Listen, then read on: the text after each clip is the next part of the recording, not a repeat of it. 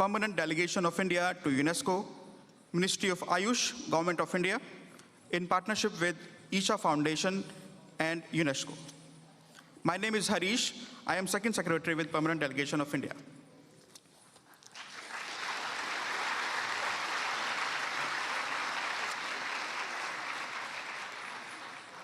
We will begin this special event with a performance by Project Samskriti.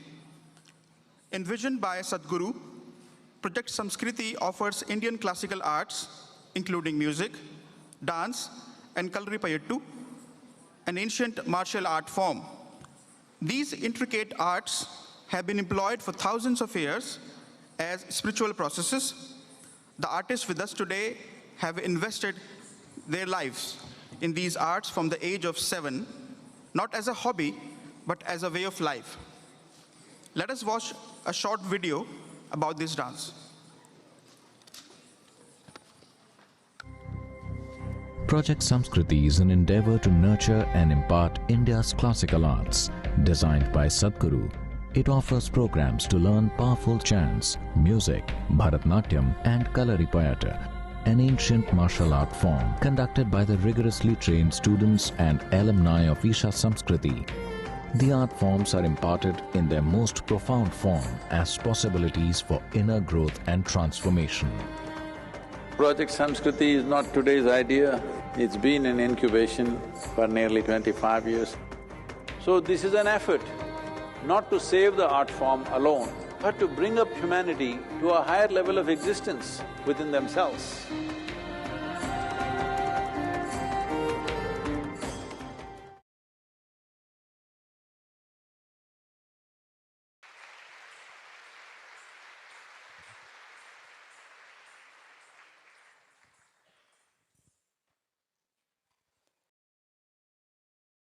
Namaskaram.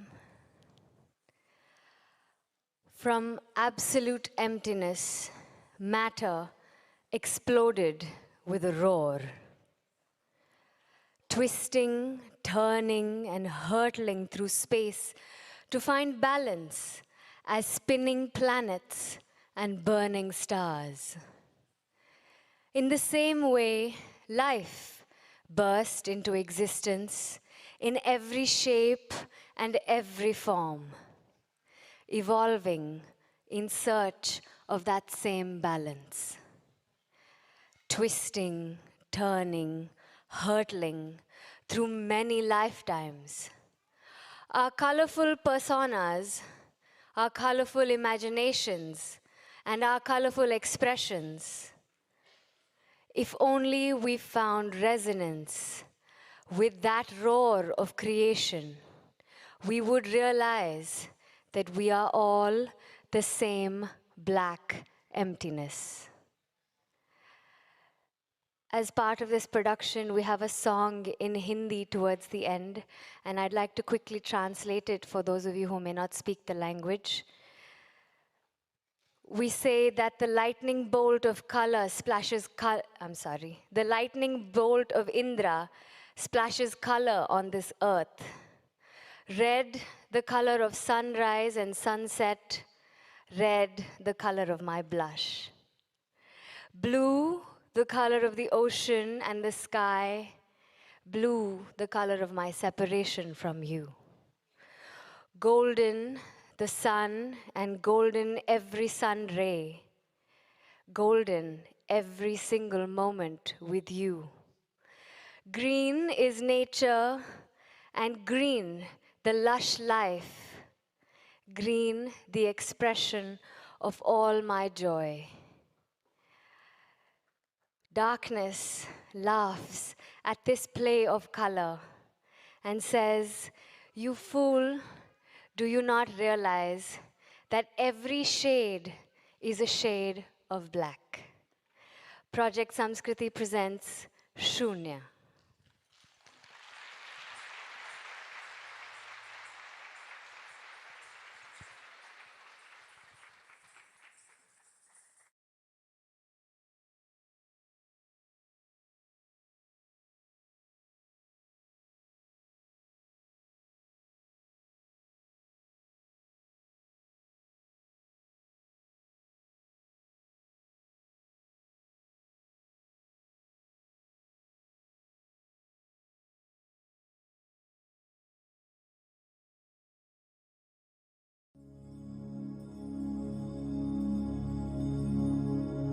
Namami शमीशान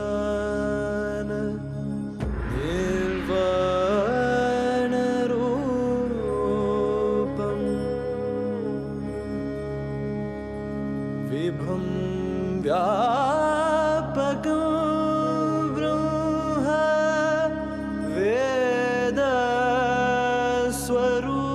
वेदस्वरूपम् निजं निर्गुणं निर्विकल्पं निरीहम्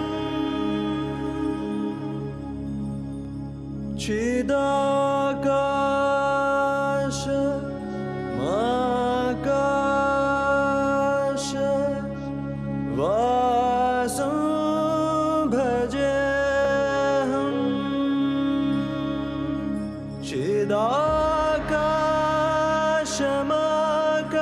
चिदाकाशमाकाश वासं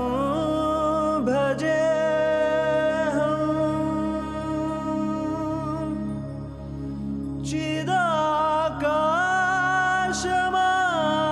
चिदाकाशमाकाश वासं भजेऽहम्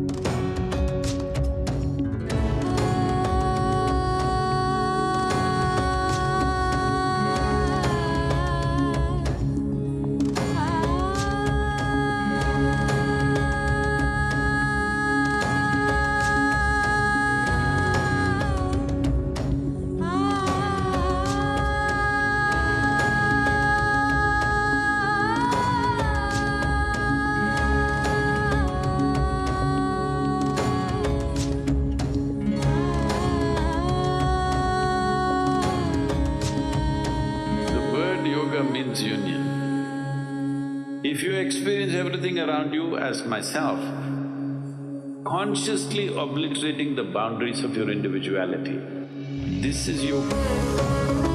It is the science of aligning your geometry with the cosmic geometry. When somebody experiences the whole universe as a part of himself, then we say he is a yogi.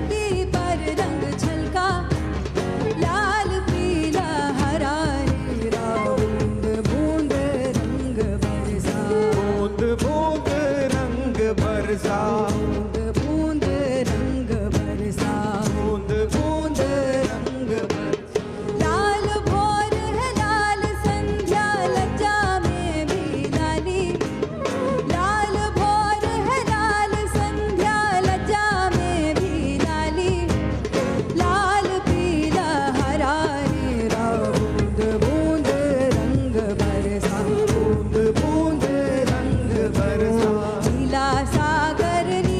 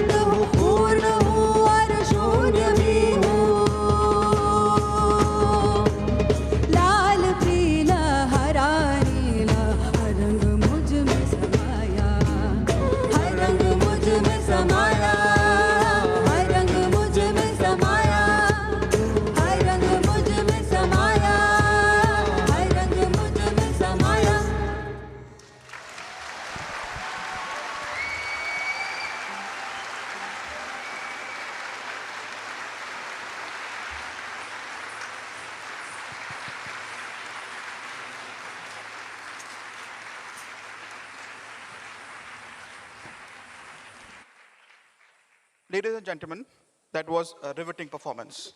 Let us thank our dancers again.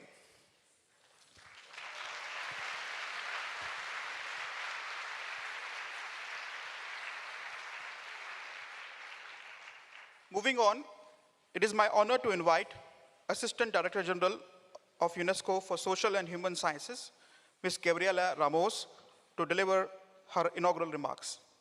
Excellency, please.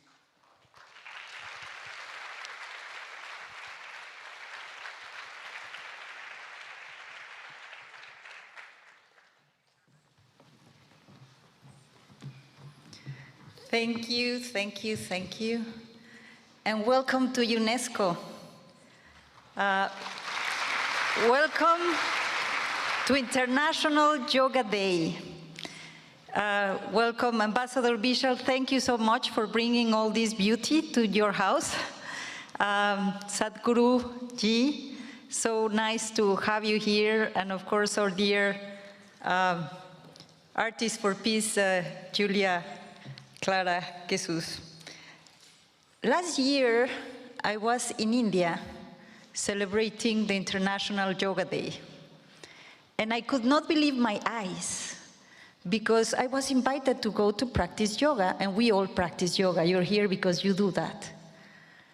And then I got into this stadium with thousands and thousands of people. And I never thought that that could be surpassed by any other event. And here we are. I think it's 3 times more impressive to have you all these packed and to have the Sadhguru with us to celebrate International Yoga Day.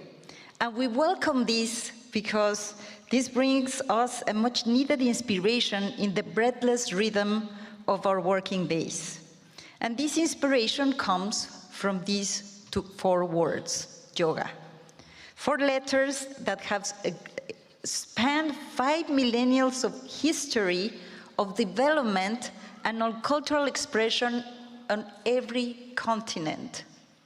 Today, we are about to celebrate 5,000 years of yoga's history, 5,000 years. It's a real challenge to be concise about it. But that's why we are so grateful that Sadhguruji is here, because he can share with us with his wisdom. Let us focus on a fundamental question. How has yoga crossed the borders of time and place to the point of being more popular today than ever before? Perhaps because yoga 3 central tenets, the physical postures, in Sanskrit asana, the breath control, pranayama, and meditation that offers essential benefits in our times characterized by multiple crises. And it's in the House of UNESCO where we look for this inner peace to then connect with each other in a world of a very close humanity, that this is really welcome. In terms of physical and mental health, had been severely impacted and tested across the world since the pandemic and since the multiple crises that I have just mentioned. Yoga has enabled millions of people to continue their physical activity from home, and has also played a major role in the mental health of all of us, helping us to find an inner balance. And actually I have members of my teams that started doing yoga because of the COVID, and this helped them navigate through the very complex waters. That is not trivial. Even before the pandemic, nearly 1 billion people suffer from an identifiable mental disorder, 82% of them in low and middle income countries. And studies show that yoga is linked to a 25% reduction of depression symptoms. We should recommend yoga instead of going to many doctors.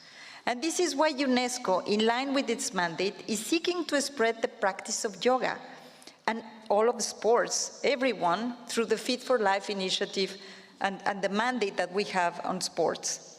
And it's not the first time this month that we put yoga in the spotlight on an international day. I have mentioned how many times we have been celebrating this over the years. For UNESCO, yoga also embodies a true ethos, a philosophy of life with the yama, universal morality, the principles of living in society, and the niyamas, the 5 personal guidelines of hygiene, contentment, discipline, introspection, and spirituality.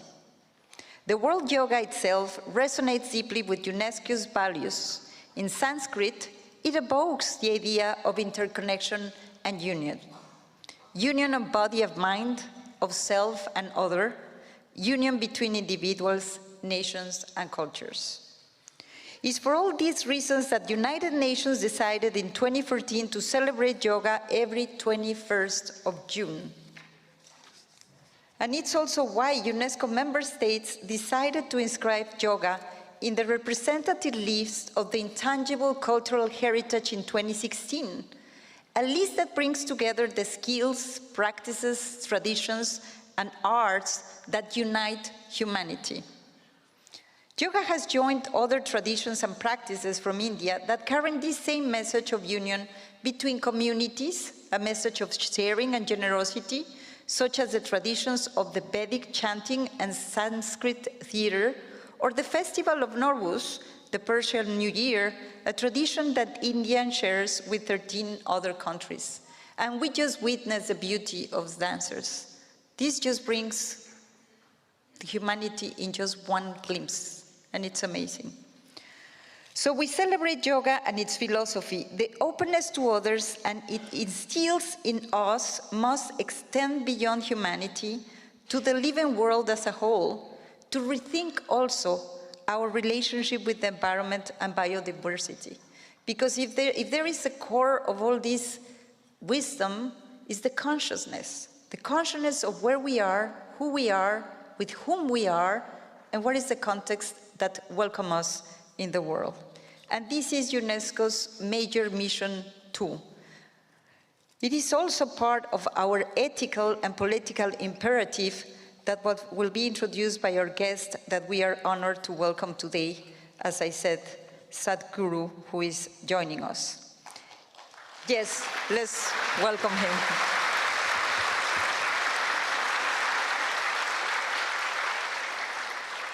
Sadhguruji is not only one of the world's greatest yoga practitioners, he is also a humanist, committed in particular to the preservation of biodiversity with his initiative to save the soil of our planet, and particularly agricultural land from degradation, which, while catastrophic, is by no means inevitable.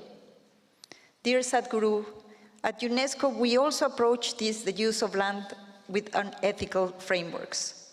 In a few moments, we will witness his unmatched dexterity that should not only impress us, but also challenge us, because he is also challenging in terms of how do we live in this life, how do we live in this world, how do we live with ourselves. And the messages resonate not only in this hall, but in many places all around the world. Let us reflect on how too far behind humanity has fallen in preserving the living world. And it is our duty to take immediate action to protect biodiversity. And this is what this day should be about, a day of meditation, a day of reflection, a day of action, a day to prepare the actions to come, and a day we will build a better future. Thank you very much, and let's continue with this impressive day, and thanks to India.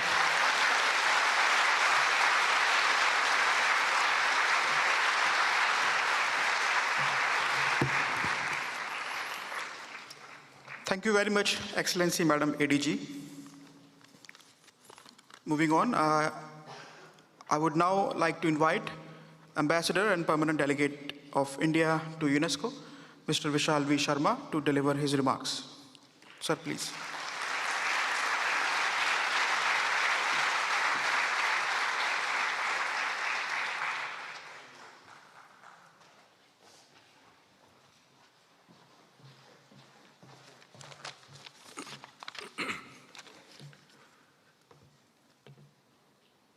Very respected Sadhguru, Namaskaram.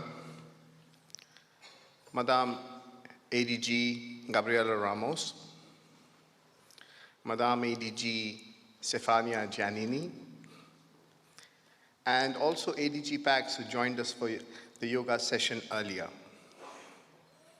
Excellencies, colleagues, Ms. Gila Kesu, UNESCO Goodwill Ambassador, followers and fans of Sadhguru from all over the world, Namaskaram to you all.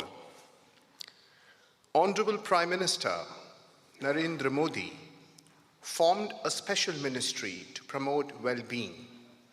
This ministry was called Ayush, A-Y-U-S-H, that you find there. Ayush stands for, A stands for Ayurveda, Y for Yoga, U for Unani, S for Siddh, and H for Homeopathy, and more. I thank the Ministry of Ayush and its Secretary, Mr. Rajesh Kotecha, for their vision and support for this event. I thank the team at Isha Foundation. I thank the wonderful team at UNESCO for their excellent coordination. I thank Sadhguru's able associate, Mr. Shastri, for his follow-ups. I would also like to thank my wife, Pooja, who's present among us, for having suggested to invite Sadhguru to UNESCO. It seemed impossible at that time. But when I contacted Madame DG, Audrey Azoulay, and her team, she immediately gave her approval, and we got on the job with the culture sector and ADG Culture, Mr. Othone. Lastly, but most importantly, I thank my team at the Permanent Delegation of India to UNESCO for having coordinated this event in the middle of people getting transferred and offices being moved. To those who say that a posting in Paris is leisure, let me say, please get posted to UNESCO, and then you will realize the quantity of work. We have a DG and ADGs who have succeeded in getting the letter from the US to rejoin UNESCO by their non-stop working and determination. The DG and the ADGs do not rest. Their teams do not rest, and the permanent delegations do not rest. With one event after another, the constant flow of information, the non-stop emails, UNESCO is all about action. And that is why it is important that we practice yoga. To recharge our batteries, reduce stress, feel each breath and experience the moment. Prime Minister Modi quoted a verse from the ancient Sanskrit text, the Bhagavad Gita, Yogaha karmasu kaushalam, translated as, yoga is skill in action. Whatever you do, do it with all your heart and soul. This is the essence of Nishkam Karma, or selfless action in yoga.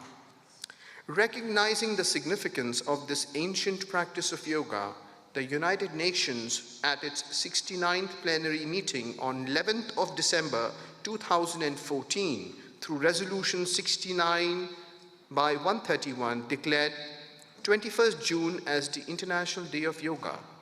Let me remind you, it is the day of the summer solstice in the Northern Hemisphere, which is the longest day here, and correspondingly, it is the winter solstice in the Southern Hemisphere, where it is the shortest day there. This harmonic alliance between the summer and winter solstices, which give rise to the seasons, is akin to the alliance with the incoming and outgoing breath that keeps us alive. Among the great influencers of contemporary yoga, Sadhguru stands tall.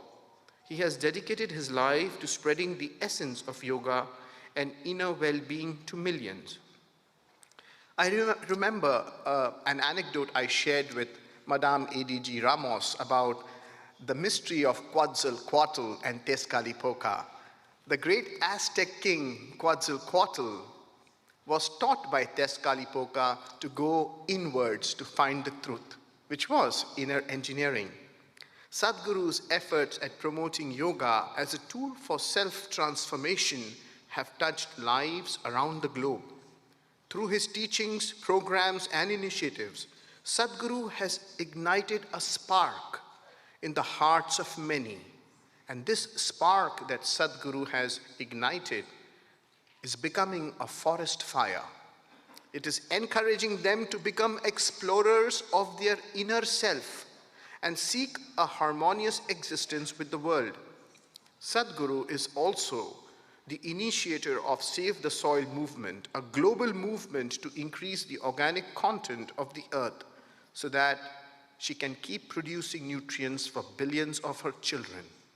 He is also an avid motorbike rider who has traveled 30,000 kilometers on his motorbike, which is more than 2.5 times the diameter of planet Earth. Today, when I see any yoga session, I see that the women outnumber the men. Globally, women have embraced this ancient science of yoga and its philosophy. Curiously, the one who safeguards wisdom has been depicted as feminine in ancient cultures.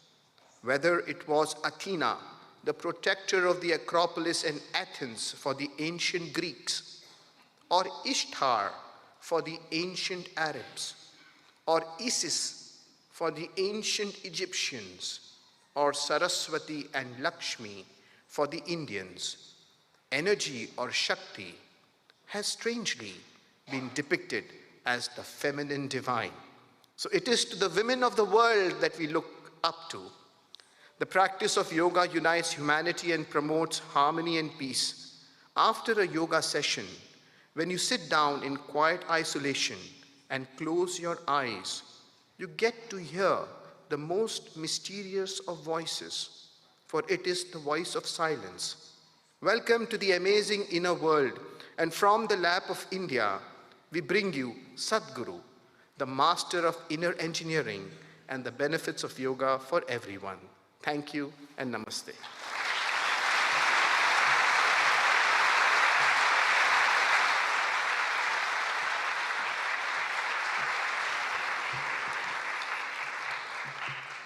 Thank you, sir.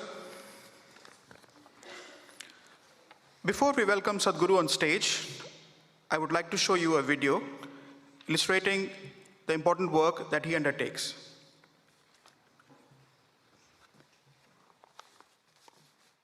In the next half hour, you're going to meet a man who has a devoted following across India and indeed around the world. While yoga and meditation are at the core of his teachings to promote individual growth, the work of the foundation covers conservation, education and health.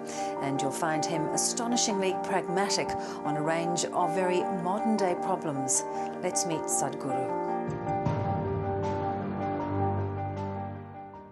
For the very first time in the history of humanity, we have the necessary resource, we have the necessary capability, we have the necessary technology to address every human problem on the planet. Even 25 years ago, we couldn't have dreamt of it. But the only thing that is missing is consciousness. Today, the spotlight is on a project called Green Hands in India. We started a mass campaign and 6 years I spent planting trees in people's heads. That's the most difficult terrain, believe me. And now in the last 6 years, we've been transplanting it, and that's happening much more easily. Action for Rural Rejuvenation is mainly aimed at rejuvenating the human spirit. This is an incredible movement that is started in Tamil Nadu. We want to see that this happens to the whole country. The idea is not necessarily about developing competitive sport, but the important thing is to bring the spirit of sport and revitalizing rural societies. Isha outreach को वर्ष 2018 के लिए राष्ट्रीय खेल प्रोत्साहन पुरस्कार से सम्मानित किया जाता है। सद्गुरु जगदीश वासुदेव, संस्थापक Isha outreach. English and computer skills are very essential to make these children come out of the hopeless economic and social pit they are in. Isha Foundation, a non-religious, non-profit public service organisation headquartered in southern India. We've engineered the outside world in so many ways, but we've done nothing about this one. If you want to know well-being, in is the only way out. This is what I want to teach you too. That is, you can be completely intoxicated without any drug, just on life. This is a shift from wine to divine. Adi-yogi is the source of yoga, the first yogi. Adi-yogi will inspire many generations to take up yoga. One truly remarkable thing that Sadhguru has done is, he has made yogis out of ordinary common people. We're tracking a mammoth movement, an incredible rally starting from Kanyakumari, reaching up to the Himalayas, with the sole purpose of rejuvenating India's rivers. Every state is responding. This is concurrence and this is wonderful. I'm very happy that Sadhguru has taken up this cause. It should also become a people's movement for our own survival, for the survival of our children.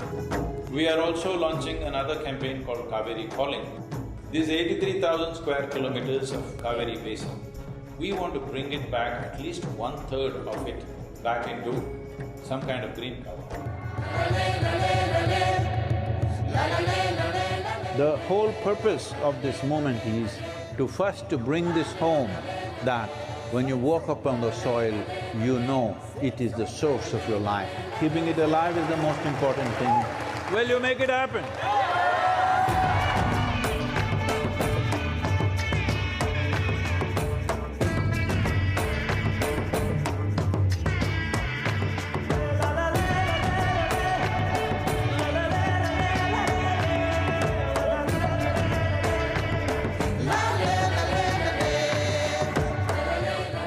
Sadhguru, one of the world's voices and leaders on soil conservation and land.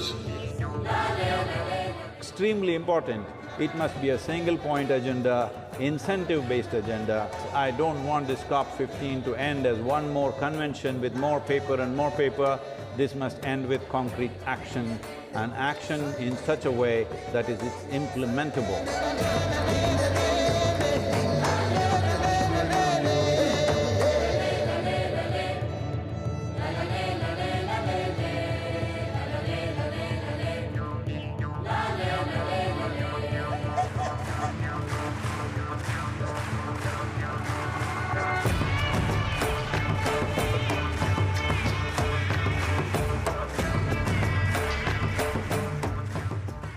If you have to describe yourself in one word, Would you consider wildlife as 2 words or 1 word? yes.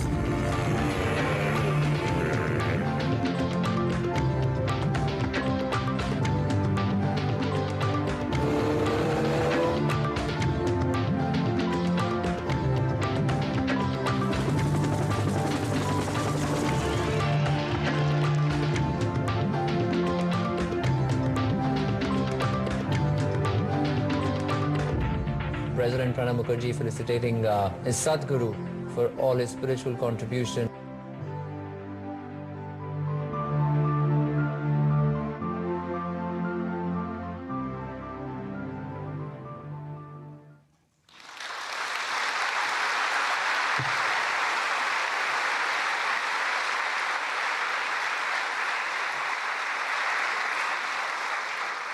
That was truly inspiring. I would now like to invite Sadhguru and the UNESCO Artist for Peace, Ms. Gila Clara Jesus, to take the stage.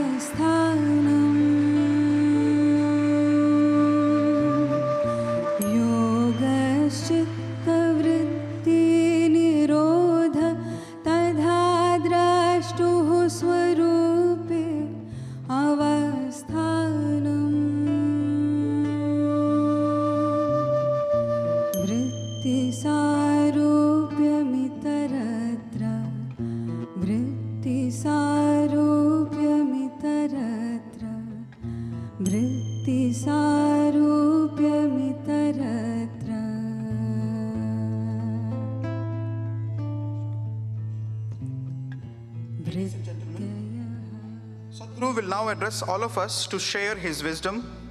After that, Sadhguru and UNESCO Artists for Peace will have a short conversation. Sadhguru will then lead us in a guided meditation for some 15 minutes. This event will end with a question and answer session where audience members may ask Sadhguru and Ms. Gila Clara Casus about their work. It is our great pleasure to now welcome Sadhguru. The floor is yours.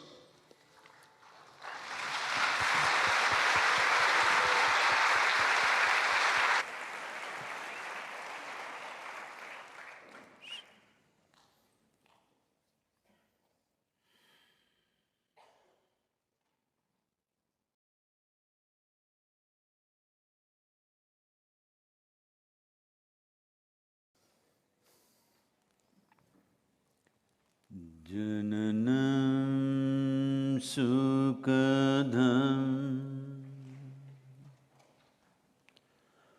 maranam karunam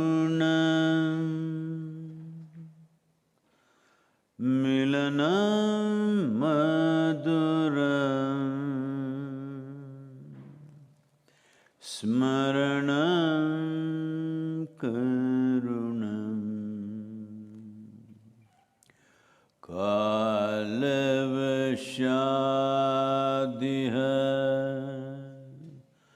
Sakalam Karunam Samayadipate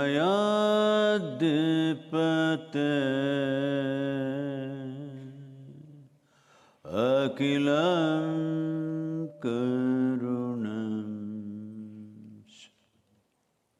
Namaskaram. This 9th International Day of Yoga, which is a very wise acknowledgement of our science, our practice, our culture, which is over 15 millennia old, probably the only human activity beyond things that we do for survival to last for 15,000 years. So what is yoga? My congratulations and gratitude for all the people who work in UNESCO, ma'am, and yourself, Vishal, and every one of you. What is yoga?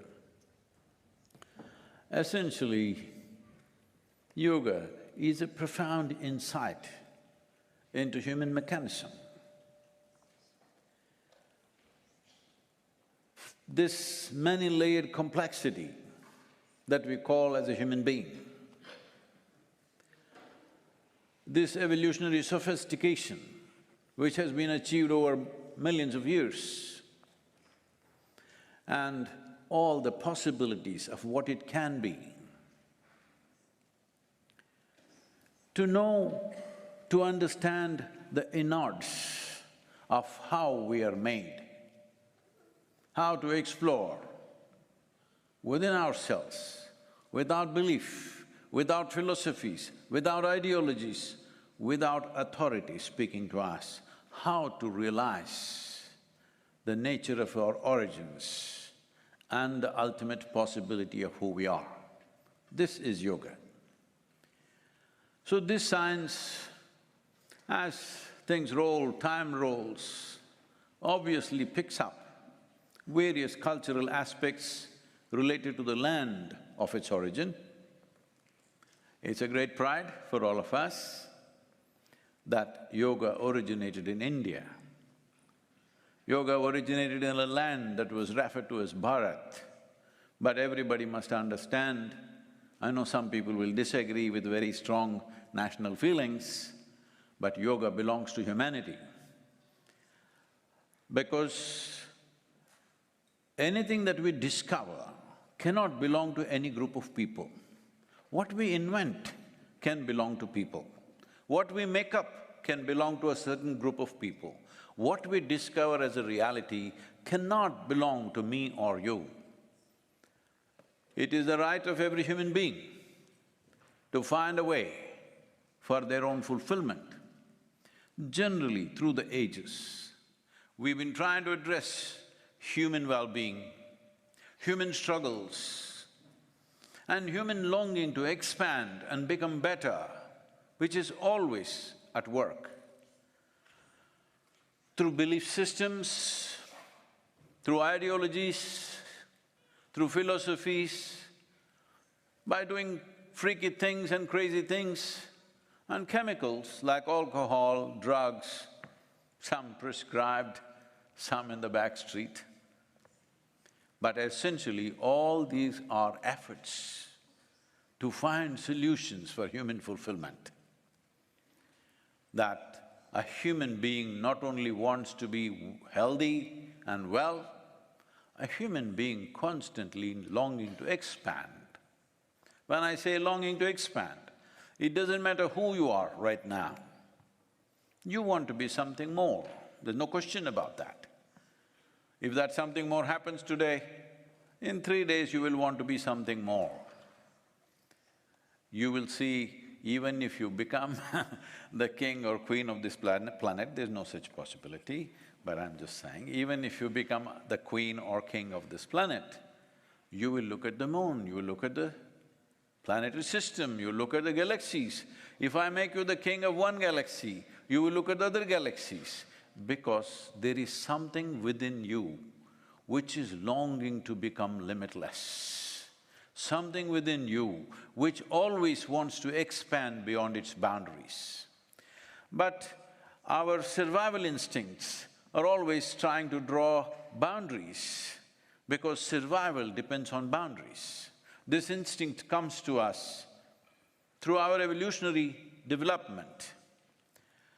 And we are trying to draw boundaries on one level. When we successfully draw a boundary, we feel suffocated, and then we want to expand the boundary. This is the human struggle. What yoga brings into one's life is this, that it clearly, experientially defines to you which aspect of you needs boundaries, which aspect of you does not need boundaries, which aspect of you wants to be contained, which aspect of you wants to expand limitlessly, not as a philosophy, not as a teaching, not as some authority speaking, but from your own inner experience. The mechanics of this, the technologies of this is what is referred to yoga. Unfortunately, a very dumbed-down version of yoga came to the West, nothing wrong with it, it's a good beginning, that if you're doing yoga, you must look like a leftover noodle. That is being yoga. Not necessary, you don't have to twist or turn anything, but keeping everything in you flexible is an important part of expansion. If this is not flexible, you have become a concrete block.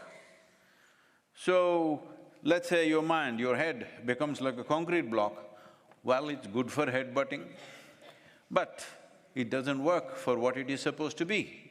This is like, you have your laptop, you have your phone in your hand, you can use this to crack somebody's head. Actually, phone works. Hello, yes? You can use this to smash it on somebody's head and crack their head. But that is not the purpose for which it was made. Similarly, that is not the purpose for which this was made.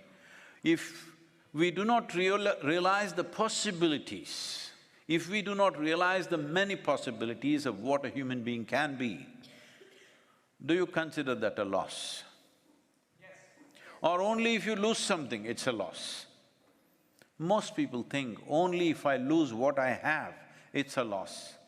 Loss of possibility is the worst loss. Hello? Not realizing the possibility is the biggest loss, because everything has been lost without you knowing you lost it. So, this is what yoga brings to your life, not by morals, not by ethics, not by philosophies, but by inner experience. What do I mean by inner experience? The word yoga, as you already know, means union. What is the union? You know, when we launched the project Green Hands about 27 or 28 years ago, I just looked at the terrain around me and the national average for green cover was about 33%, but the state in which I was, it was only 16.5%. So I got a few people, about 4,000 to 5,000 people, and told them that we have to plant 114 million trees in the next 8 to 10 years. Then in 15 to 20 years, we will have 33% green cover. My simple barefoot calculation of the land that we have and the number of trees we need to plant. Everybody rolled their eyeballs. Sadhguru, how is 114 million trees possible? I said, see, the population of the state is 62 million. If all of us plant one tree today, take care of it for 2 years and plant one more, you got the number. The only problem with us is, all of us consume everything. When it comes to compensatory activity, we always think somebody else should do it. Of course, UN can do it. Hello? You, whether it's UN or UZ, it doesn't matter. Something you do it, not me. So, to inspire these people, I saw they don't connect with this. They don't think, what's our business with trees? What is our business with trees? I'm a computer engineer, I'm a software engineer, I'm this, I'm that, I'm a doctor, why should I plant trees? I'm a farmer, why should I plant trees like this? Then I made them sit down and started a spiritual process. We must understand spirituality does not mean looking up or looking down. Because when we say spirit, we are talking about the life within you. Hello? There is a body. Body we gathered slowly over a period of time. To gather all this, there was something more fundamental. I won't call it by any other name, I'll just call it as you. You existed before the body became this size and shape, yes or no? Hello? Before you acquired a body of this… No, I'm not complaining about the size, I'm just saying, you can talk to me, hello? When I say size, don't think I'm accusing you of something. Before your body became this size and shape, you still existed, isn't it so? When you were 8, 10 years of age, you still existed. So, you are there in this body, whatever that you is. Let's not try to define that, because then you'll get into unnecessary debates. But you do exist. That essential you, beyond what you have gathered in the form of body, and what you have gathered in the form of impressions, which you call as your mind, you did exist before you know what you know today. Before you got your master's degree or PhD, you did exist. Before your body grew to this size, you did exist. So, that you we are referring to, generally, traditionally, spirit. I normally refuse to use that word because that word has been so badly corrupted and misused in so many ways. Essentially, this is what it means. Yoga means gives you a clear distinction between what you have acquired and what is you. What is your body, what is the framework of your mind, and who you are. Once, if you stand here or if you sit there, if you have a clear distinction between your body, your mind and yourself, all your troubles are over. Because there are only two kinds of sufferings in human life, physical suffering, mental suffering. Do you know any other kind of suffering? Hello? Do you know any other kind of suffering? In UNESCO, I'm asking.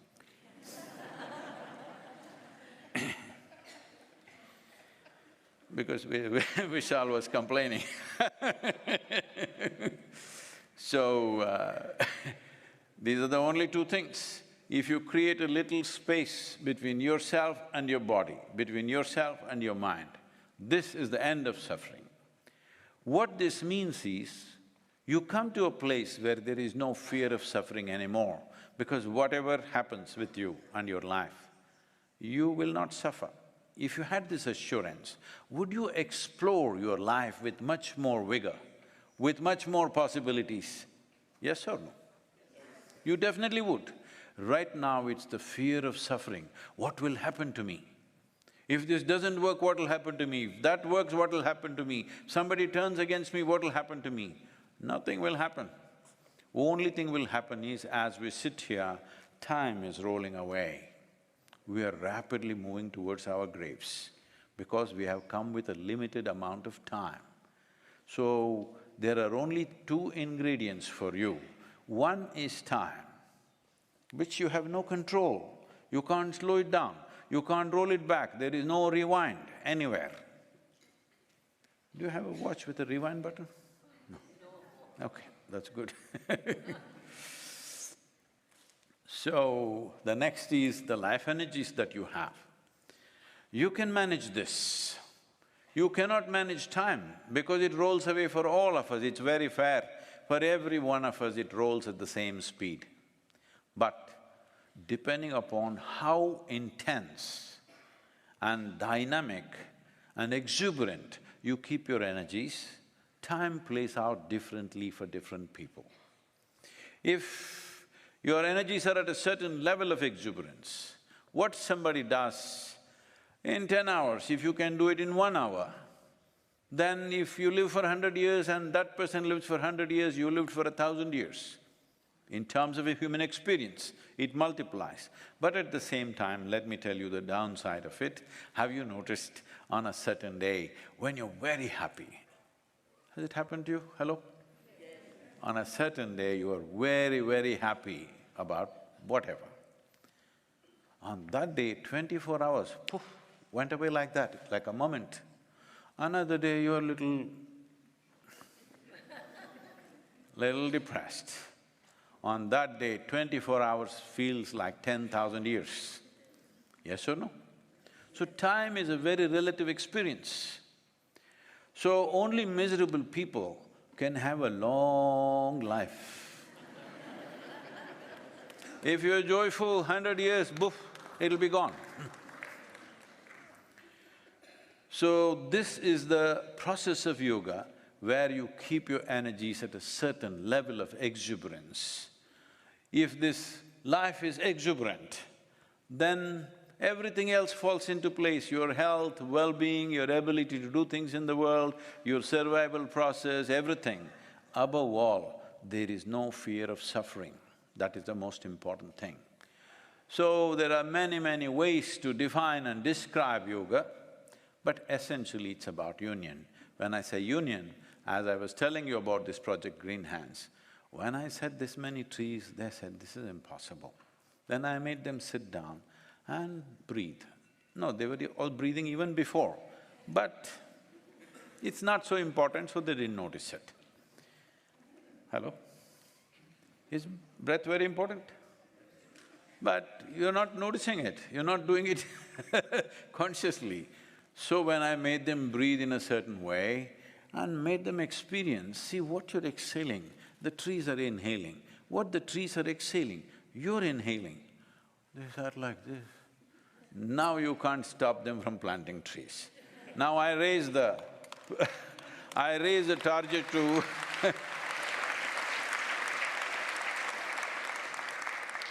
I raised the target to 2.42 billion in the Kaveri basin. Now they're working hard to make it happen. Every year, this year they're planting about 24 million trees because this is all going into farmland where it will survive. Our survival rate is over 93% because replacements are happening immediately in case it goes away. It is not being planted on public land, it is going into private land where these trees will grow as wealth for the farmer. So, the fundamental thing is this, as you breathe, one half of your lungs is hanging out there. Suppose you saw half of your lungs hanging out there, do I have to tell you, please don't cut the tree? Hello? Do you need teaching, I'm asking? No. Anything that you see as a part of myself, with that there is no conflict. This is not just about respiration. Every cell in your body, every subatomic particle in your body is constantly in communication with the entire cosmos. If you sit here and you can experience everything as yourself, the whole universe as yourself, then we say you're in yoga. Not because you twisted yourself, you're in yoga. You sit here you have consciously obliterated the boundaries of your individuality. You're trying to do it in so many ways. If you do it in a basic physical way, this is called a sexuality. What is not you, you're trying to make it a part of yourself. Well, it looks like it works for a few moments, after that you know.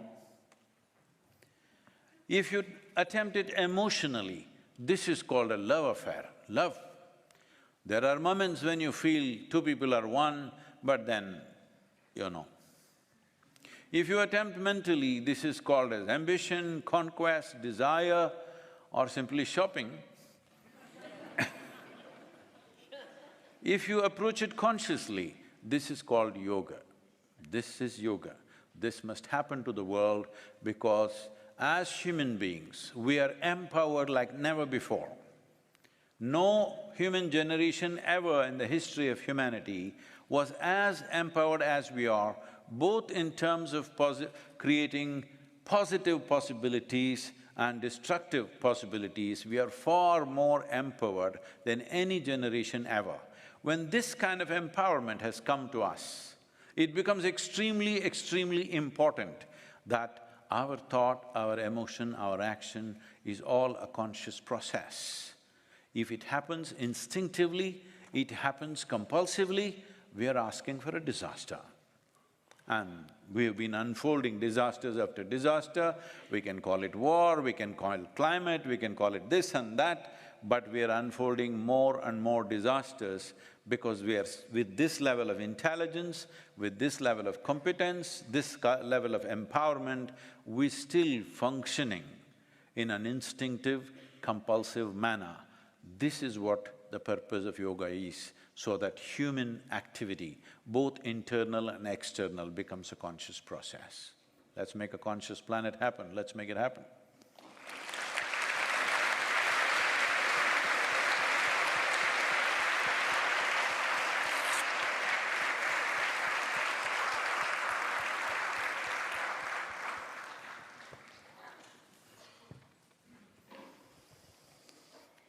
Thank you so much. Don't ask any difficult questions. I promise. What a privilege for me to have this discussion with you and try to go really a little bit further regarding the mentions you just did with yoga. My first question will be dealing with the definition of yoga itself. You said that yoga is all about ourself in terms of self-knowledge, in terms of identity. But what would you say to a child who would like to know what is yoga in order to prepare this child to also have the willingness to physically and consciously being a little bit bothered? And I'm saying that for children, but we know that we all have this relationship to yoga, the way to accept that yoga is also a question of physical, of body. So how would you define yoga in a very simple manner to a child?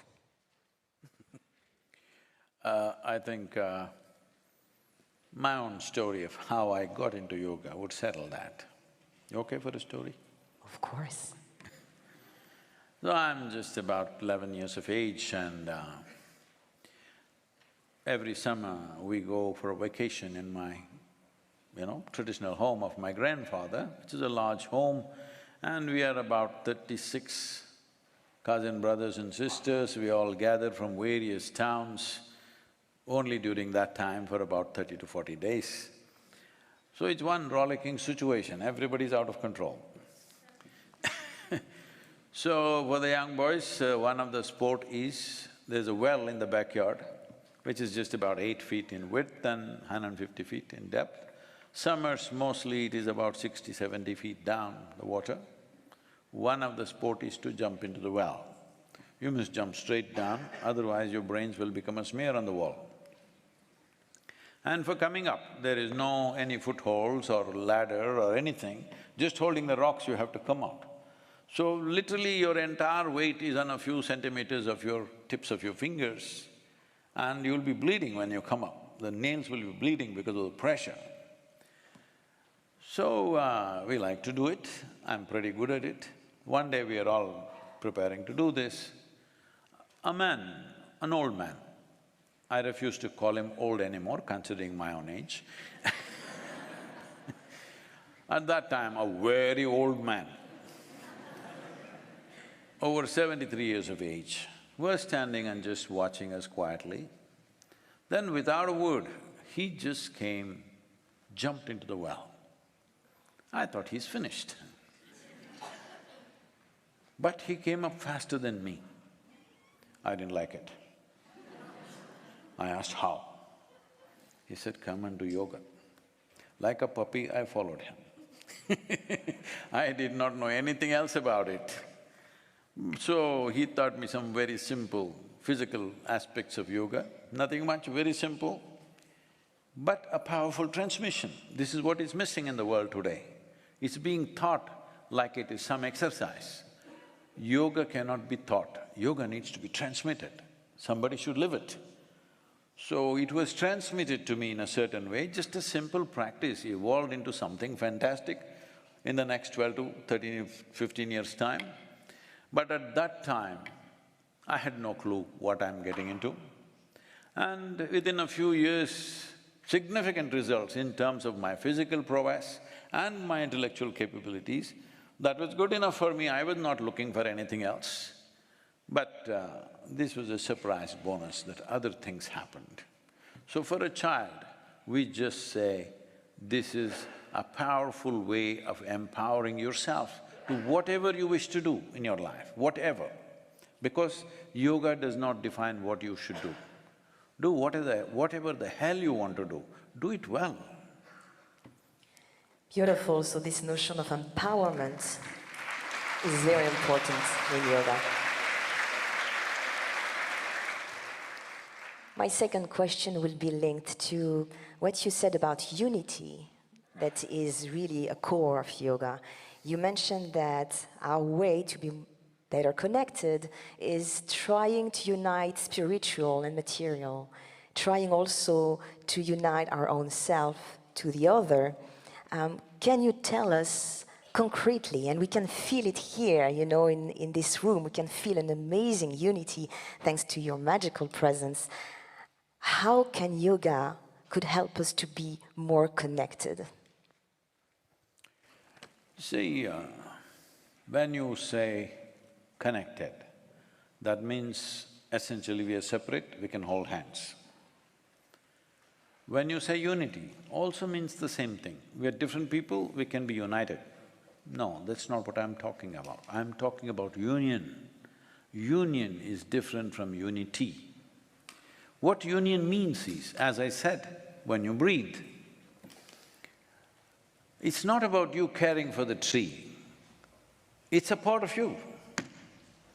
Today, modern science has brought this in different languages, so let me speak that language. Today they're telling you over 60% of your body are microbial life. So you have more microbes than your parentage within you. So it's not that you have to connect with them, you're happening because of everything else. Because of every other life happening the way it is happening, you're also happening. So you are not an independent entity in any sense. This very body that you carry is part of the soil that you walk upon, but we are far away from it. So you don't have to unite with the soil, you don't have to connect with the soil, anyway you're connected. But you can realize it either now or when they bury us. This choice we have, when this realization comes to us. So we are not talking about unity, we are not talking about, okay, all of us should be together. No, whether we like it or not, we are happening here as one big phenomena of life. If we realize that, if we experience that, not intellectual realization, if you experience this, if you experience everybody in this hall as a part of yourself, like you're experiencing the 5 fingers of your hand as yourself, if you experience all these people as yourself, after that, you don't need any teaching of thou shalt not do this or that. Hello? You would not need any teaching.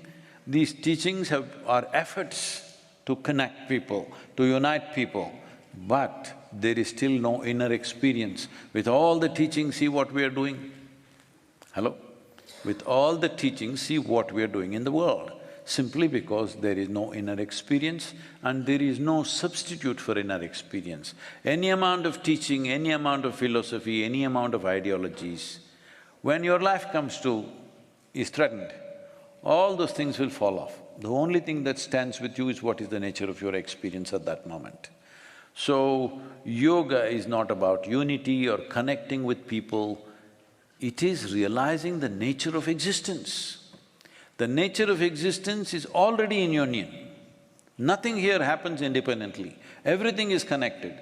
Today we think, if I say soil, people say, Sadhguru, where did you study ecology? Say, I've been crawling on this planet for last 65 years and I know what the hell happens here. I'm like a worm.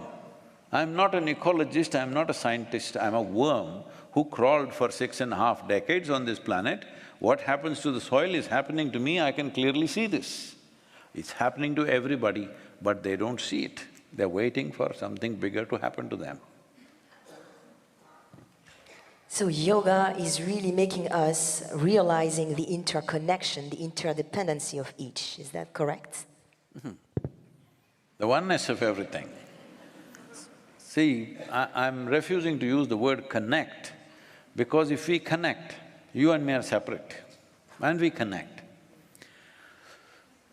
Say, I will die many years ahead of you, you will die at the age of 100 or more, but let's say they chose to bury you next to me. Doesn't matter what's your gender, doesn't matter what's your nationality, race or religion. Will you merge with that soil as I merged, or will you not? Or will you stick out? I'm asking. You will merge, right? Now what is the problem, I'm asking?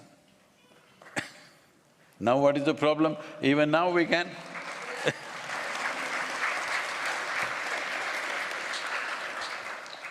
Is death the only way we learn? That's all I'm asking. We should learn in life, not in death. I would like to go a little bit further regarding this title, conscious planets. You're saying that yoga is also allowing us to be more conscious, especially when it comes to resolve some challenges. So, in which way yoga can help us being more conscious? See, the word conscious or consciousness is a very hugely misused word. Everybody is using it in their own ways. For this, there is a very appropriate word in Sanskrit language. In English language, it's a kind of a general word. We call this chitta. What chitta means is, it is an intelligence within you which doesn't have an iota of memory. Right now your body, every cell in the body has intelligence, but this is all by memory. When I say by memory, do you remember how your great-great-great-grandmother 10 generations ago, what she looked like? You? No. But her nose is sitting on your face because your body remembers. Million years ago, how your forefathers were, the skin tone, it still remembers. Yes or no? It does remember. So this body is a body of memory. There is an intelligence within you which doesn't have any memory, it's pure intelligence. This is the core of your existence. This is what is making everything happen. Right now, everybody breathing?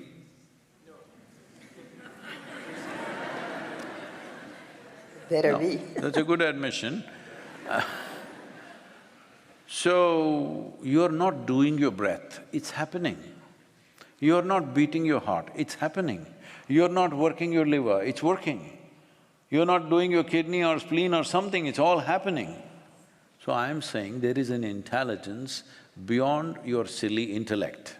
I'm very consciously calling it silly because we'll come to that if we have the time. Well beyond your silly intellect of thoughts and emotions, there is an intelligence which is managing you. Suppose for one day, for every one of you, let's say we decided breath will be left in your hands. You can run it the way you want.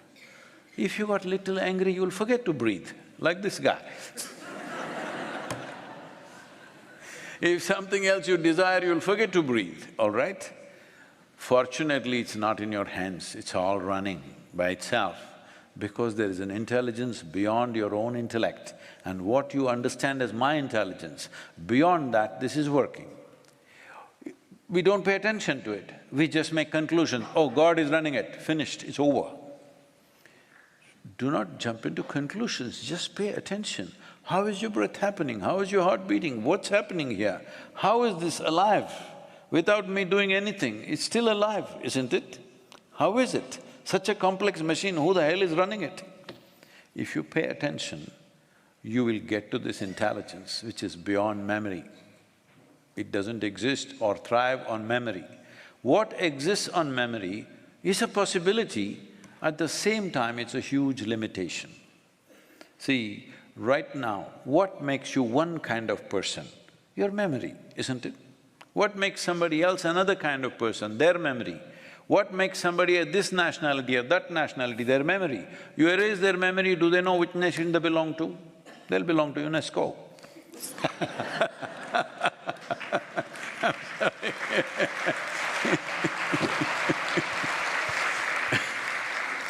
So, what happens by memory is significant for our survival, because memory is an accumulation of experience. But there is an intelligence beyond memory which we refer to as chitta, which is consciousness. To awaken this intelligence, to find access to this intelligence is the fundamental purpose of yoga. Thank you very much. I'd like to come back also to the importance of the international recognition of yoga. As you know, the practice of yoga has been inscribed in the list of intangible cultural heritage since 2016 under UNESCO 203 Convention for the safeguarding of the intangible cultural heritage. I'd like to change that a little bit, I'm just saying on the lighter vein, it's a very tangible heritage. That's very a tangible heritage. That's true. So name of the convention maybe should be renamed. So it's going to be a very important year because we are coming to the 20th year of this convention.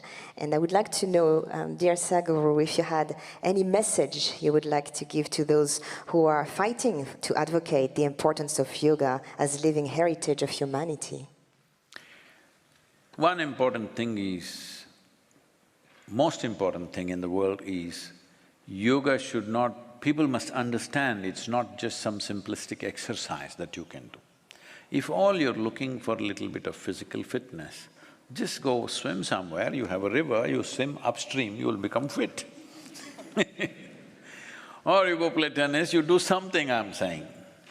It's not just about fitness. Yes, fitness is one of the consequences.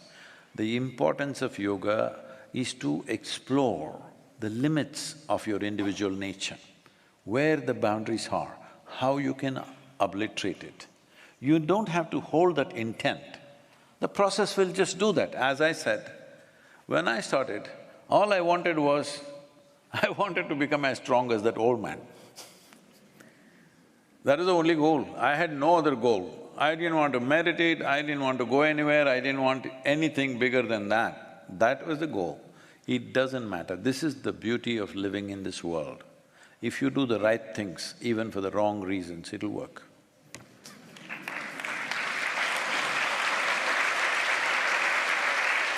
A beautiful teaching. Beautiful teaching. So, any particular message you would like to give to those people?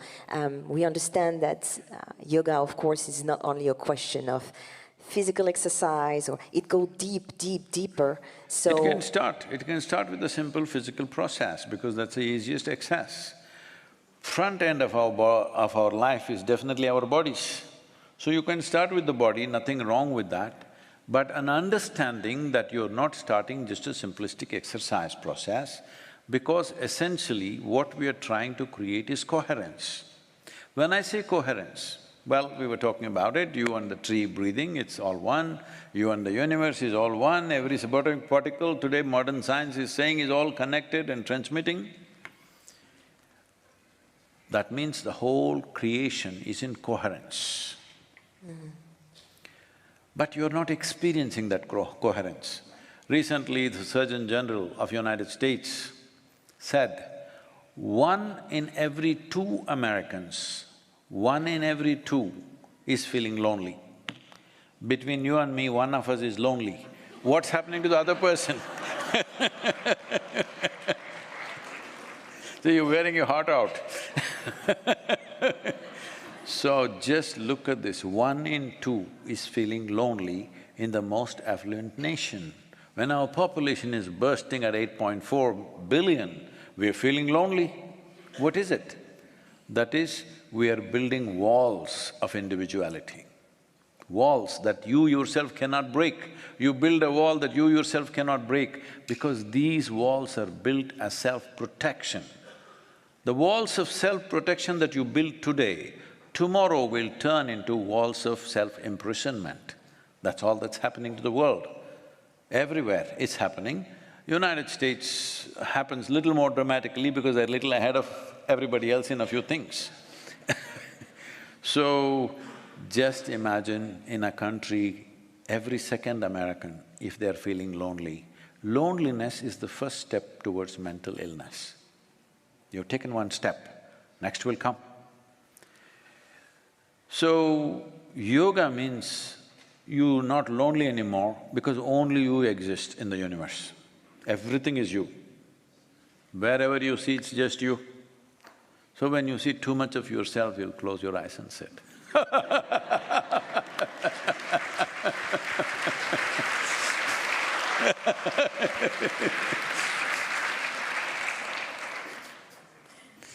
I will finish with one question regarding nature and the importance that it has.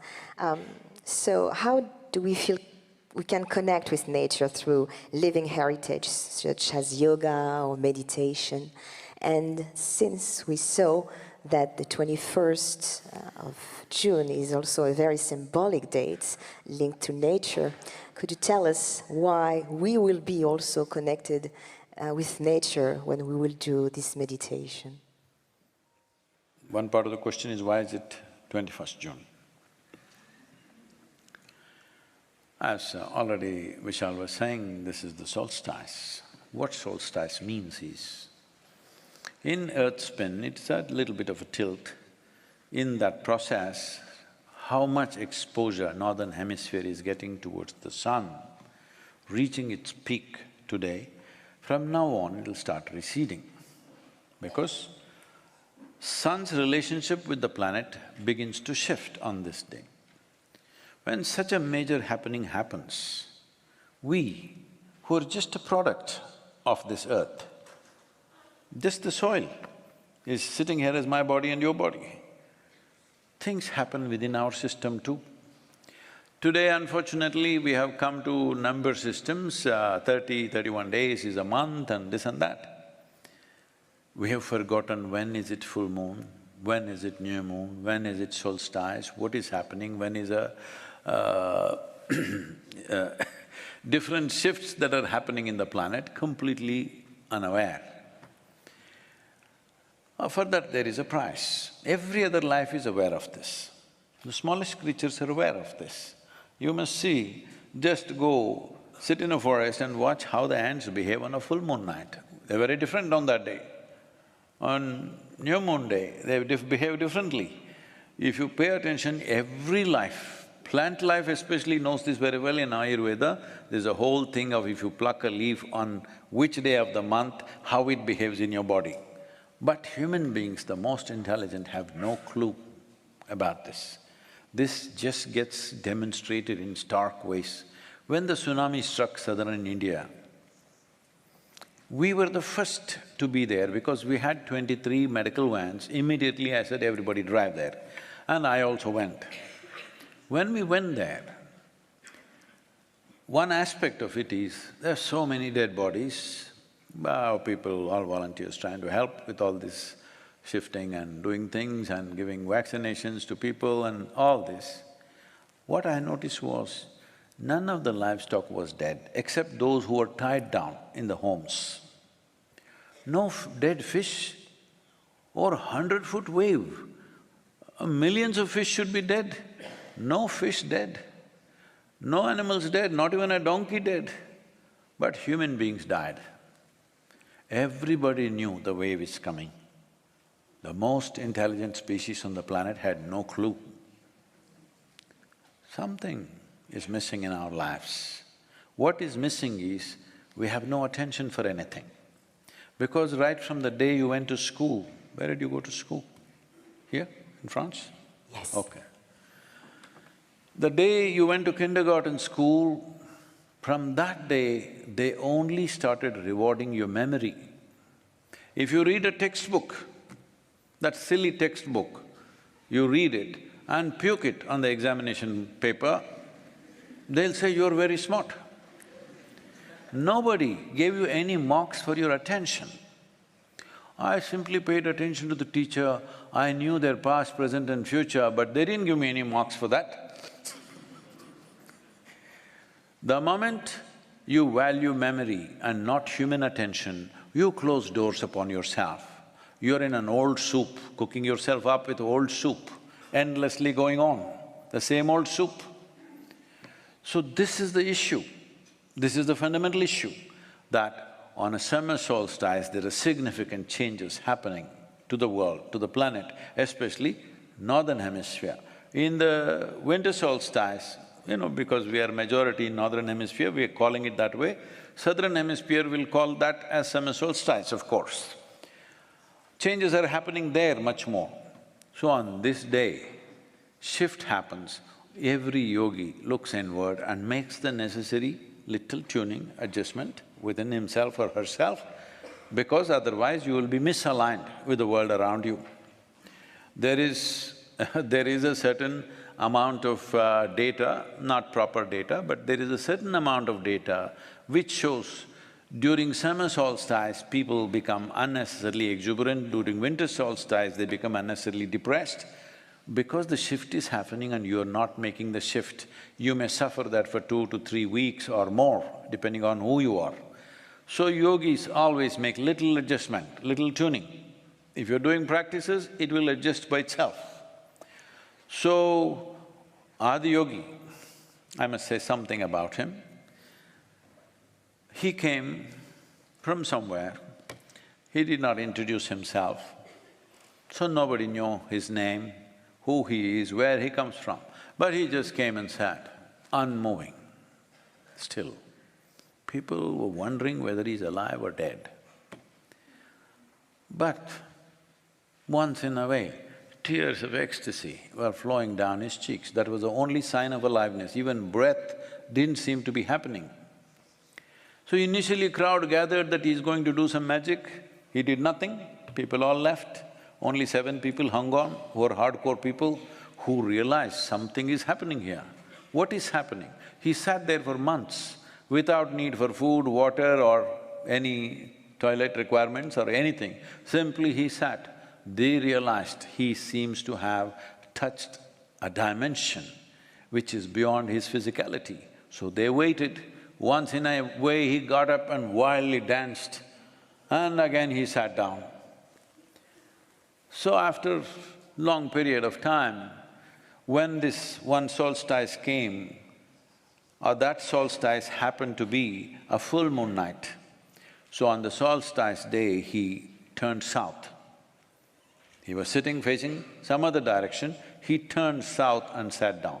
Because of that, for that position or that posture, Adi Yogi is referred to as Dakshinamurti, that means one who turned south. Because the sun turned south, he turned south. At that time, he opened his eyes and looked around. Then these 7 people begged.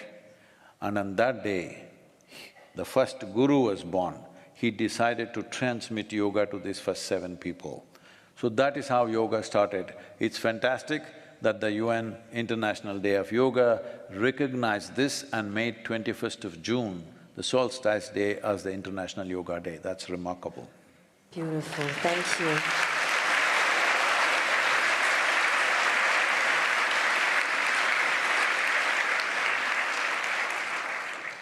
Thank you for this wisdom, Sadhguru.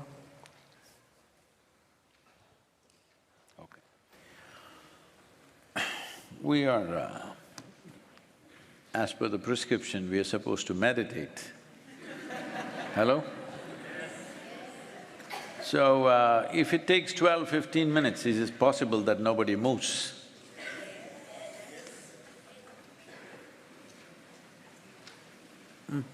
Those… if you want to leave for some reason, you must leave now.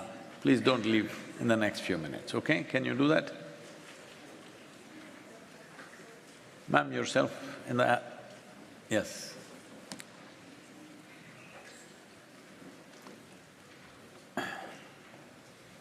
You okay? Is it appropriate to meditate here, or we'll just answer questions?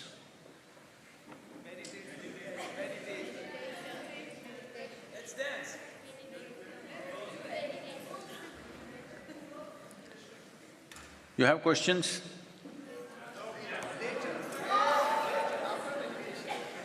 We'll do one thing. As your commitment to International Day of Yoga, there is a simple process called Isha Kriya. It's downloadable. In a guided way, you can do it for a few days, after that you can do it by yourself. It's an extremely simple but a powerful process. Millions of people across the world are practicing it right now, just with this app. It's a simple way to start. Instead of using that time here, it's called Isha Kriya, I-S-H-A, Isha Kriya. Okay, you know how Kriya is spelled. You just type it out, it'll come. You just… today, before 21st June is over, please spend 12 minutes. Initially, to understand what it is, you may take about 30 minutes of video. After that, it just takes 12 minutes. Every day you'd only practice about 12 minutes. This is more than enough to transform your life. To live peacefully, joyfully, this is good enough. You want to be something more, then more things have to be done, of course. So we will leave it at that, and if you have any questions, please.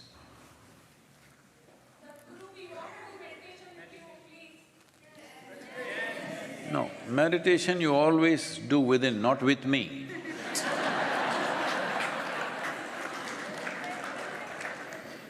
We will do a simple 5–6 minute meditation and we'll take questions after that, okay?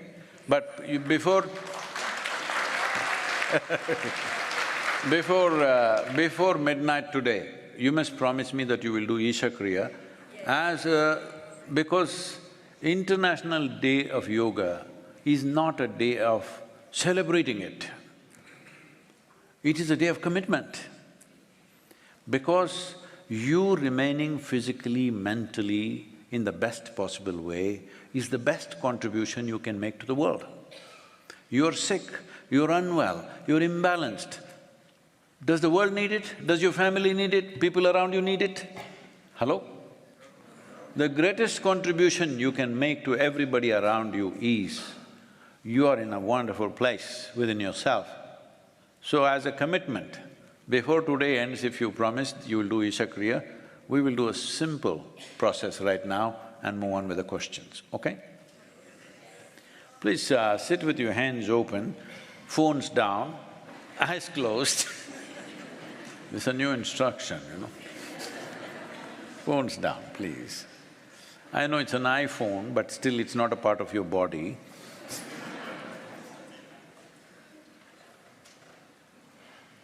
Please keep your hands open. If you're wearing spectacles, please keep it aside or keep it in your pocket or whatever. Sit with a slightly upturned face like this. If you do this with your eyes closed, you will notice there is a natural attention towards that point between your eyebrows, a mild attention. Keep it that way, do not concentrate. Slightly upturned face, you will notice that there is a mild attention between your eyebrows. Keep that attention, do not try to concentrate hard, just keeping that attention. Just pay attention or focus on the breath moving in and out at the very rim of your nostrils.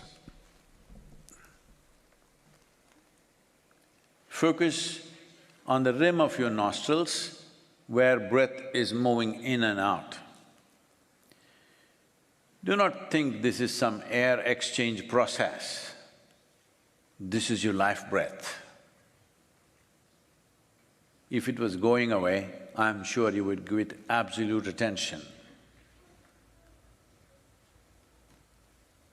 We are grateful. Right now it's happening. Please focus at the very rim of your nostrils where the breath is passing in and out. This is what is the basis of your existence right now. Pay enough attention, but let the natural attention be between your eyebrows. Hold it that way. If you're not able to do this, just make your breath 5 to 10% deeper than normal, then you will be able to notice it. Make it slightly deeper, gently, very gently, slowly, don't do hard breathing.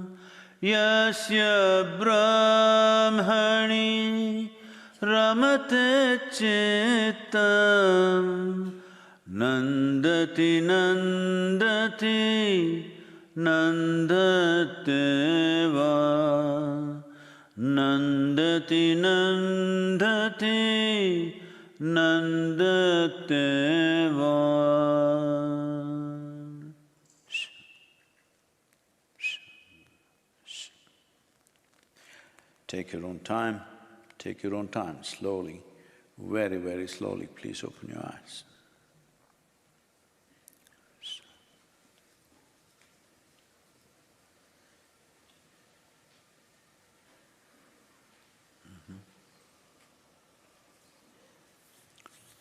I think… Yes, please. Microphone.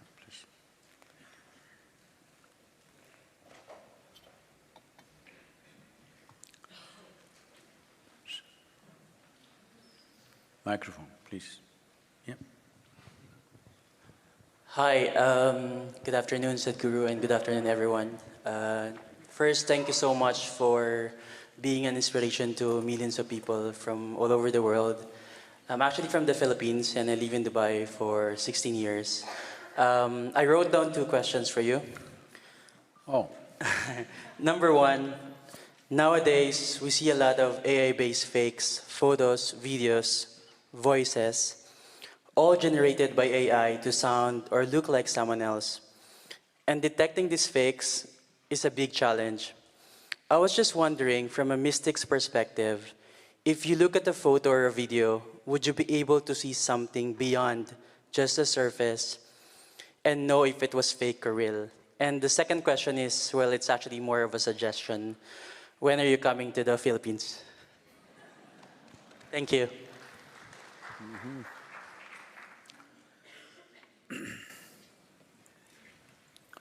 It's a very good time that what some human beings thought is silly things they were doing, but they thought they're doing something fantastic.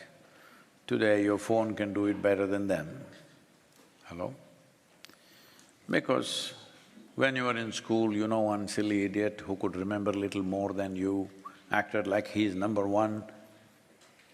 What does he do in front of your phone? He didn't have the GB that it has. Somebody read 10 books and they became professors and you had to listen to their drone. Somebody else read just 1 book and they became agents of God and you had to suffer them. All this is going to go because a machine can say all these things better than any human being. Hello? Because gathering memory, analyzing it and projecting it is a very mechanical process. That's why in the beginning when I referred to the intellect, I said, you're silly intellect, because here it's worshipped, that it's the highest thing. Intellect is an extremely important process for you to survive in this world. The sharper it is, the better it is. But once you hold a sharp instrument in your hands, you must have a very conscious hand. If you're little la la la la la, intestines will come out. That's what is happening right now. Human intellect is the only thing that's destroying this world, isn't it? Either you destroy somebody or yourself. Why is it that we don't give a sharp knife to a child's hand? Not because a knife is dangerous, because the child is unconscious and he may either harm himself or somebody else. No knife ever jumped and stabbed somebody by itself. It is the hand that holds it. If it is not held consciously, it becomes a dangerous process. Right now, that's what it is. So everybody is talking about the dangers of AI. Ah, yes, it is true. See, I remember this in the Mumbai docks or the port at that time I'm talking about, early 70s, 72 or something like that. First gantry was installed to unload the ships. At that time, people, human beings were going into the ship and bag by bag, box by box, they were unloading it. Something like 150,000 ton ship would take about 28 days to unload one ship.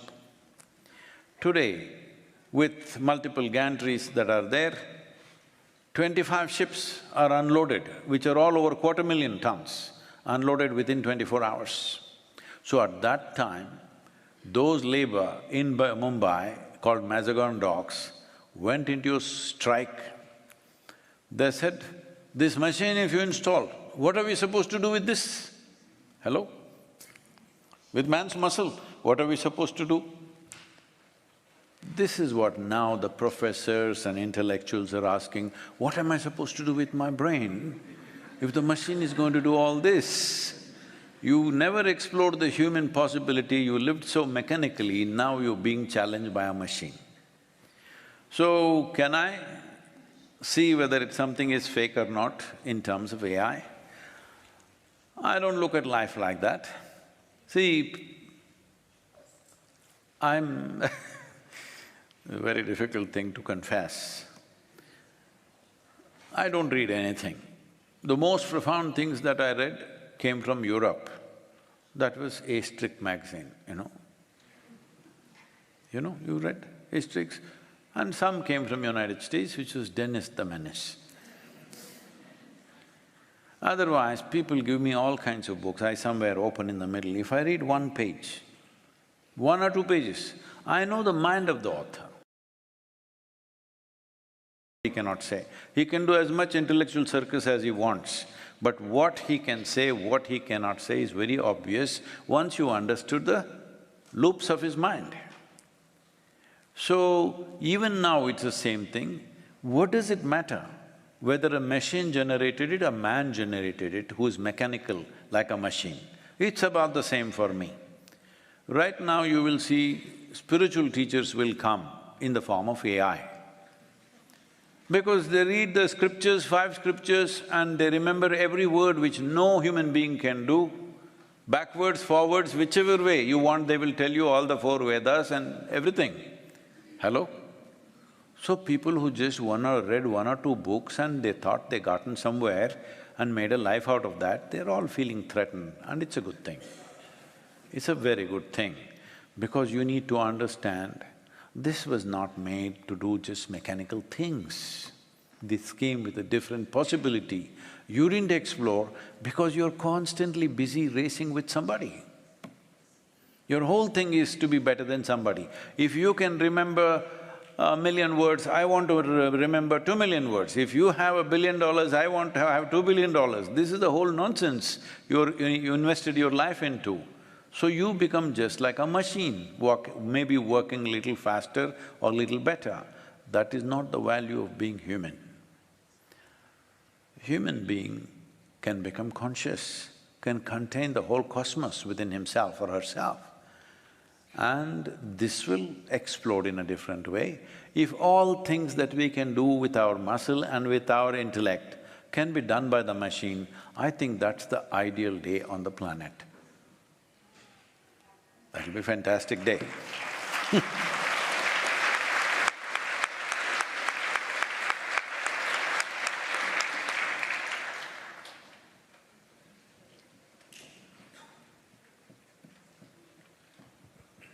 About Philippines. So many islands, tell me where should I come?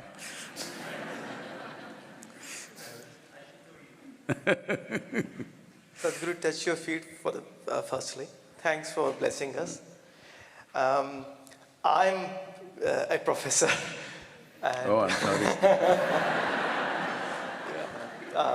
I do. I'm from Swansea University in UK, and we do some research on AI and some of the things you mentioned. Oh, you're all here, is it? I'm so sorry. All of you guys are here from the conference. No, but what I'm really inspired to see so many young people here. And from the university standpoint, we all look, I mean, it's terrific to see so many young minds. So my question to you, Sadhguruji, is we can look to do some amazing projects on the question you talked about, isolation, loneliness, virtual realities, may cause loneliness. So my question to you is, what project these youngsters at university can do scientifically, which obviously publish at the end of their dissertations, that can link up loneliness, artificial intelligence, that we use the technology for the well-being and not end up then saying, oh, we got it wrong 10, 20 years later. Thank you, Sadhguruji. So, Professor, I'm sorry if I said something disparaging, I'm so sorry. I don't mean that. And if young people and yourself, who are a leader of those people, want to do something, let me put this out to you, see what you want to do. Because there are many ways to participate. These things are not going to happen because of any one person or one organization or a group of people. This needs the world's involvement, otherwise it will not happen. This is what we are referring to as conscious planet. So consciousness, as I said, it doesn't matter how much I talk about it, generally it flies over people's heads, they don't get it. Because in their mind they're trying to… The only way they can understand something right now with the present form of education is, they're looking for a definition. What is that? If it can be defined, that's not consciousness. If something is defined, it's physical in nature. The nature of physicality is a clear definition, that is physicality. That which is beyond definitions, which are beyond the boundaries of all definitions, that is consciousness. So that's a negative definition in a way. So we say in yoga, we always identify, you're a professor, you identify with the knowledge that you represent. As a yogi, I identify with my ignorance. Why? See this cosmos, how big it is. Neither the men of science nor the religious people know where it begins, where it ends. Is that so, sir? Is that so? No religious person knows where the cosmos begins, where it ends. Bombastic stories are there, leave that. Nobody knows, nor do the men of science know where does it begin, where does it end. In this vast cosmos, it doesn't matter if you read all the books on the planet, still what you know is a minuscule. Am I correct? The planet itself is a minuscule. If you identify with your knowledge, you will become that minuscule. See, how do you become French? You identified with the nation, isn't it? What you identify with it, you become that. How does somebody become an Indian? Identify with that. Because the moment you identify with something, you become that and your mind works around that. You're willing to live and die for that. So the moment you identify with the minuscule of knowledge, you will become that minuscule and rule out all possibilities. But our ignorance is boundless. If you identify with your ignorance, you stay boundless. So, conscious planet, this is a movement which is already on in a certain way, but we will be launching a particular aspect of conscious planet which will relate to people's mental well-being in a certain way. We're looking at many possibilities. Essentially, it is towards exploring the miracle of your mind. We as a species are dominating this planet only because our cerebral cortex flowered. Otherwise, we would be operating just food, reproduction, sleep, that's about it. But we've become human, something fired within us, our ability to use our intelligence in different ways, our phenomenal sense of memory and our fantastic sense of imagination, all these things are our cerebral process. That is the process that most human beings are suffering right now. They're not suffering life. See, people suffer what happened 10 years ago, now. What happened 10 years ago is not alive. You're suffering your memory, isn't it? Hello? Hello? Those who are in the upper houses, you're suffering your memory. You can suffer what may happen day after tomorrow already. What does this mean? You're suffering your imagination. Your memory and your imagination are two fantastic faculties that we have, which sets us apart from every other creature. And it took millions of years of research and development, not in a university, but on this planet, to get you this level of cerebral capability, and now you suffer this. You can call it stress, you can call it anxiety, you can call it tension, you can call it depression, you can call it by 1,000 names if you want. Essentially, your intelligence has turned against you. You don't know how to hold this sharp knife, you keep poking yourself. Hello? So if we remove half your brain, everybody will be peaceful. Yes. So essentially, the only way people can be reasonably in control is take away their possibilities. See, why do you… if somebody is a dangerous criminal, why is it, unfortunately, if there were no people, there was no city, you could leave him somewhere where he can live happily by himself. But no, because he is dangerous for others, you lock him up. This is what you're doing, locking yourself up with your own identities, with your own stuff. And at least there somebody has a key, when they wish to they can open it. Here you've thrown away the key. this is important, that conscious does not mean you become conscious about something. Consciousness is like light, it's on. What is it showing? It'll show what is there. Oh, I became conscious that she's here, that's not the point. I am conscious. That means whatever is here is in my purview. So when you say conscious, people say, I became conscious of God, I became conscious of this, conscious of that. This is not about that. It is just to light up. If you have to light up, you need to energize yourself. This is like the voltage is right now low, it shows just… let's say the voltage is very low, in my vision it just shows these 4 people. What do I think? In my experience, I think there are only 4 people in this hall. If it lights up a little more, then suddenly I see 20 people. If it lights up fully, then I see everybody. This is the nature of your experience.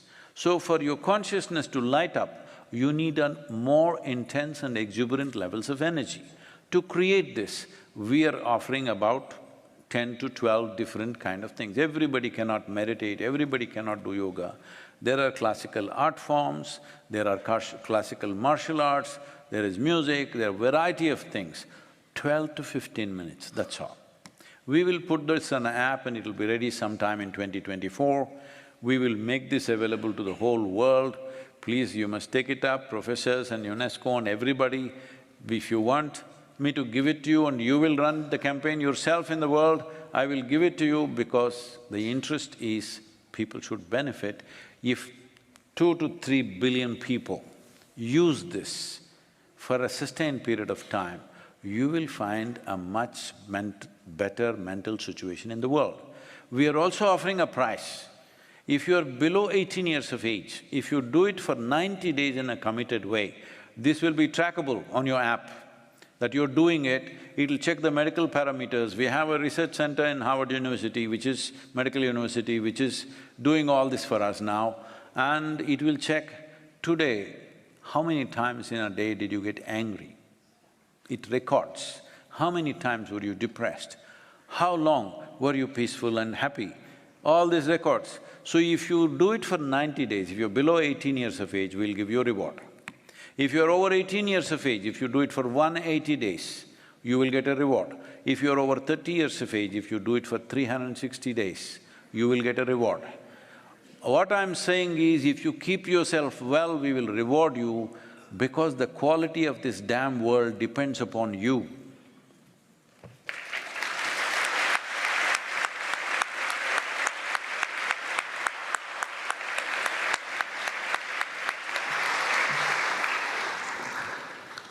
Thank you all for your thoughtful questions. Last but not the least, I invite Sadhguru to give us his closing remarks. Oh.